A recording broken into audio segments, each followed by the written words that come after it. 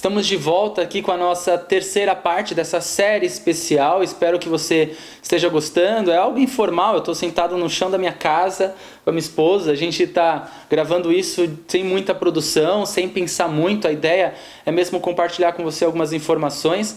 Lembrando que eu estou deixando disponível também um manual de proteção, exatamente para servir para você como algo a mais desse encontro, desse projeto tão especial aqui para mim. Eu espero que você esteja gostando, para que a gente até também possa fazer outras vezes, relatando experiências e compartilhando com você outras situações que irão agregar na sua vida também.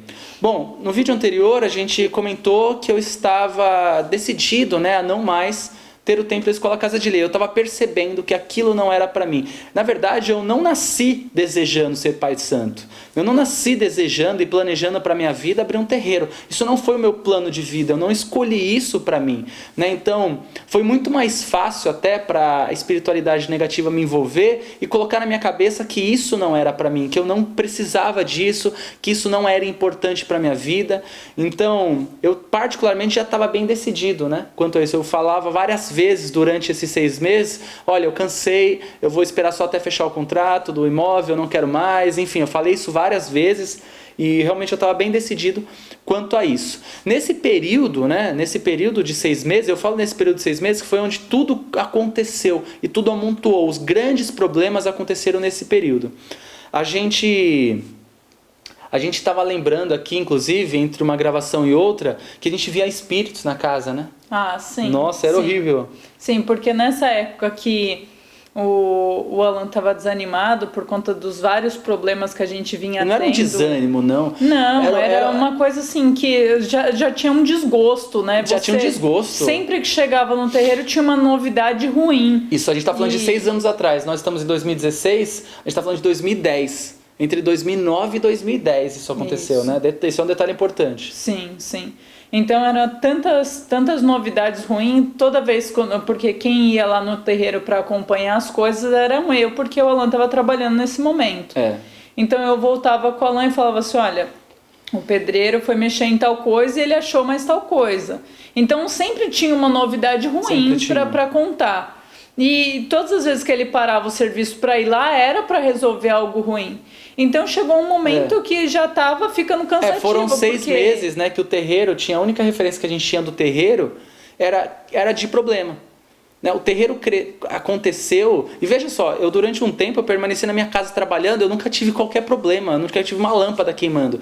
Foram tantos problemas e emocionais, problemas do dia a dia, da nossa casa, problema financeiro começou a vir, e durante 6 meses a nossa vida mudou completamente, Foi horrível o período, assim. Aqui a gente tentou sintetizar ao máximo, mas a gente tentou sintetizar 6 meses da nossa vida em 10 minutos de vídeo, mas muita coisa aconteceu, muita coisa nas particularidades. Então a gente estava comentando que a gente estava vendo espírito em casa, com muita frequência, a gente estava ouvindo muitos barulhos durante o dia, durante a noite, sentindo cheiro podre, lembra? Sim, cheiro podre em casa, a gente sentia em qualquer lugar, a casa podia estar limpa, impecável, cheiro de podre em alguns cômodos, era impressionante, E eu, como não tinha essa visão de achar que tudo pudesse ser, porque como o Alan disse, a gente sempre foi muito prático nessas questões.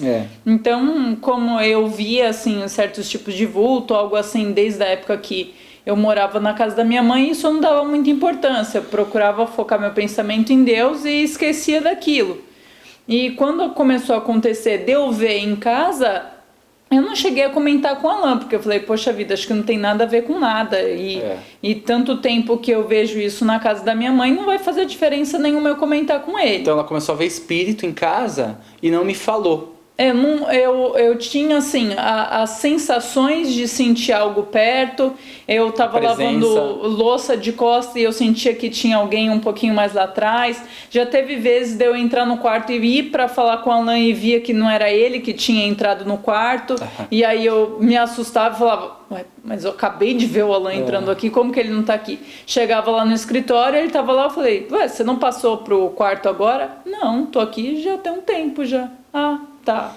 Isso aconteceu, verdade. Muitas vezes. E assim como comigo estava acontecendo a mesma coisa. Porém, como eu não queria preocupá-la, eu imagino que ela também decidiu não falar nada para mim, para não me preocupar, eu não falei para ela que durante esse tempo eu estava vendo e sentindo algumas coisas estranhas em casa. A porta do meu escritório, a minha mesa, ela dava de frente para a porta. E na frente da porta tinha um corredor. Então, foram várias as vezes que eu trabalhando de madrugada, meia-noite, 1, 2 horas da manhã, eu via alguém passar, eu via um vulto, eu via pessoas rastejando, era uma coisa assustadora. Várias vezes eu vi um vulto rastejando, isso era muito comum. Um dia que foi o marco, né, pra gente até não deixar esse vídeo muito longo. Isso. Chega um dia que foi mais marcante, foi quando a gente decidiu fazer algumas escolhas, e vocês vão entender o porquê que naquele momento a gente acorda. Certo. Detalhe, nesse período, né, passando um período aí de todos esses problemas, eu já estava 3 meses sem pisar no terreiro. Exatamente. Eu aluguei o imóvel, eu fiz tudo que eu fiz, chegou a desgastar tanto para mim, quando eu falei para a Vânia, eu dei a chave para ela e falei, olha, você resolve o que tem que resolver e quando for o momento entrega o imóvel porque eu não quero mais. Eu não pisava no terreiro. Eu muitas vezes parava o carro na porta, ela subia, pegava ou fazia o que tinha que fazer, eu pegava ela no carro e ia embora. Isso aconteceu várias vezes, né? Me arrepia, até me emociona de lembrar que eu quase abri mão de tudo que hoje eu faço, né? Então foi um momento muito difícil na nossa vida e eu realmente não tinha mais prazer em pensar no terreiro ou mesmo até na religião de Umbanda. Eu pouco rezava, foi desgastando tanto que eu perdi a minha fé naquilo que eu acreditava. Muito bem, aí chega um determinado dia, passado já os 6, 7, até 8 meses, a gente não tem muita certeza desse período, quanto tempo passou, em que numa noite eu vi um vulto passar próximo do escritório e beleza, fiquei até 2 horas da manhã trabalhando no computador e fui para o quarto. Quando eu entrei no meu quarto, eu passei pela porta e a porta que estava aberta, eu vi atrás da porta um vulto. Eu vi um homem, na verdade, eu tinha certeza que era um homem, mas eu via um vulto. Eu encostei a porta de novo na parede, nesse momento eu ia fechar a porta, encostei a porta de novo e fingi. Falei, não, beleza, a gente já está acostumado, está acontecendo tanto aqui em casa, eu vou desconsiderar. E fui e deitei na cama. Certo. Passou alguns minutos, não, algumas horas talvez, a gente dormiu, né? Eu não sei quanto tempo. A Vânia já estava dormindo nesse momento. Eu já estava dormindo com o gato. E aí, nesse momento, ele foi dormir, eu só acordei, vi que ele deitou e voltei a pegar no sono e dormi. E quando eu estava lá dormindo, eu não sei quanto tempo isso se passou, eu vi uma pessoa, eu não sou clarevidente nem nada, mas nesse momento foi muito claro o que eu vi. Eu não vi rosto, eu não vi quem era, mas eu vi um homem como se ele usasse um jaleco, como se fosse um capataz, todo de preto, bota preta, aquele jaleco pesado, e eu vi ele saindo de trás da porta. Isso era muito claro. E ela nem sabia que eu vi aquilo atrás da porta quando eu entrei no quarto. Esse foi o mais curioso. Eu estava dormindo.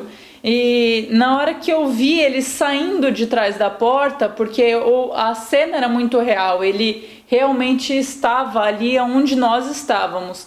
E na hora que ele saiu de trás da porta, que ele foi em direção à nossa cama, quando ele foi em direção, ele só puxou uma faca, que eu lembro que era muito grande, uma faca bem grande e daquelas do campo mesmo, se você cortar a cana e tal. E na hora que ele tirou e empunhou ela para enfiar no peito do Alan, que ele estava do meu lado, eu lembro que eu senti esse desespero e me joguei em cima do Alan. No que eu me joguei, ele já estava ali no ato e cravou a faca nas minhas costas. E nesse momento ela acorda gritando. E eu acordei gritando. Porém, no mesmo momento que ela acorda gritando, o nosso congá, que estava montado, o congá ficava na frente do quarto, nós tínhamos a porta do quarto e uma parede, que dava para um corredor, e essa parede é onde estava montado o nosso congá. No momento que ela acorda gritando, o nosso congá inteiro desaba.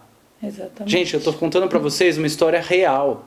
O nosso congá desaba de Oxalá a Ogum, que estava numa estrutura bem organizada, desaba completamente. Ele estava lá há pelo menos quase um ano já, 8, 9 meses, eu já nem sei mais quanto tempo, mas estava lá o congá montadinho na parede. No momento que ela acorda gritando por causa desse ocorrido, eu acordo gritando também por causa do barulho do congá, porque as imagens começaram a quebrar e amontoar, era vidro, era um aparador que segurava o congá na época, junto com algumas prateleiras, tudo caiu, desabou. Naquele momento a gente acorda, olha um para o outro, respira fundo e fala, o que está acontecendo?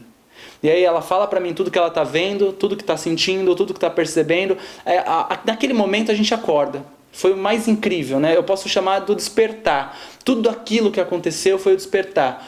A gente se olha e a gente fala, bom, vamos conversar, o que está acontecendo? Eu acho que era 4 horas da manhã, e a gente começou a contar tudo o que estava acontecendo. Ela começou a dizer para mim, olha, você está abandonando o terreiro, você está abandonando a Umbanda, está acontecendo isso, eu estou vendo isso. Eu contei para ela o que eu estava vendo e sentindo, percebendo, e eu comecei a identificar que eu estava fazendo escolhas não mais pela minha vontade, mas por força externa, por forças e influências externas.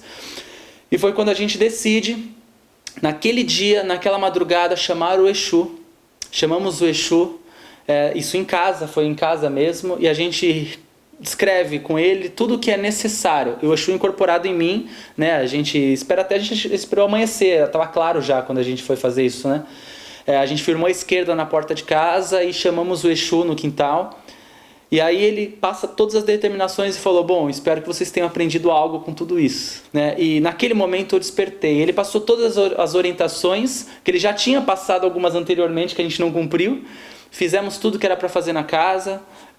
No dia que eu fiz tudo que era para fazer, em 24 horas eu fiz o que era para ser feito, parece que eu nasci de novo, né? Eu virei outra pessoa, houve um despertar interno, eu me abri os olhos para a religião, para o terreiro. Eu me emocionei muito quando eu cheguei no terreiro e vi que eu estava abrindo mão dele, e aí tudo começou a dar certo, né? Misteriosamente, em pouco tempo, em poucos meses, tudo começou a se ajustar, se encaminhar, se organizar, e todos aqueles problemas eles passaram a não acontecer mais ou não serem tão importantes. Porque antes, e é muito comum durante uma influência espiritual, é que durante uma influência todos os problemas são muito grandes.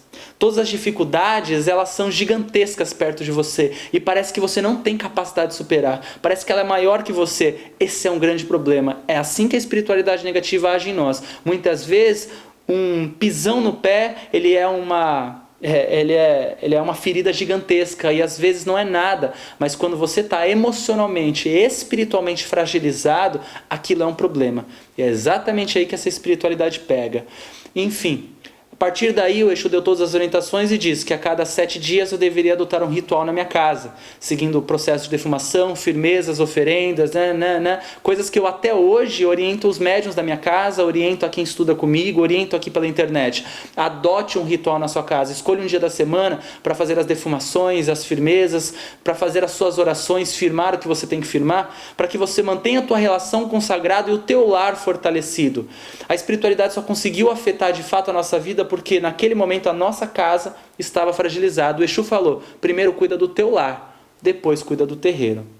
Eu fiz o ao contrário, pela ansiedade, pela vontade de fazer dar certo logo, e esqueci da minha casa. A minha casa é o meu templo, a minha casa é a minha base. E se você quer levar uma lição dessa história, desse aprendizado, primeiro, cuide da sua casa, cuide de você. Se atente nesse momento na sua vida a tudo que está acontecendo no cotidiano e está se repetindo. E veja se os problemas eles são tão grandes quanto parecem. Veja se o desânimo que você tem tido, a tristeza, a irritabilidade, a ansiedade excessiva, tudo isso. Fique atento se isso de repente não é uma influência espiritual para te impedir de você seguir o que você tem que seguir. Né? É isso que você tem que se atentar. A espiritualidade superior permite que isso aconteça para que você, para que eu, para que todos nós, a gente se transforme com isso. E é evidente que aquilo foi transformador. Hoje eu lido com a religiosidade, lido com casa de lei e lido comigo mesmo de uma forma completamente diferente. Estou buscando sempre me analisar para ver se eu estou supervalorizando os problemas do dia a dia demais e se eu estou deixando de olhar para a espiritualidade da forma que de fato ela é. Para a gente compartilhar bastante de tudo que a gente viveu nesse período, como foi complicado, mas graças às entidades, aos guias sempre nos aconselhando com muita paciência, a gente pode superar juntos tudo isso e tá tudo bem hoje, graças a Deus. Com certeza. Espero que você tenha gostado, espero que você tenha aprendido, espero que você tenha carregado lições disso daqui. Eu espero outras oportunidades para trazer para vocês outras histórias e outros momentos marcantes de grandes aprendizados na minha vida e que servirão para você também. Muito obrigado pela paciência, pela colaboração de estar aqui e até os nossos próximos encontros. Demanda espiritual é um tema que me interessa muito e com certeza eu estarei fornecendo a vocês mais conhecimento e muito mais informação aí. Muito obrigado, que Pai Hugo nos abençoe hoje sempre. Axé.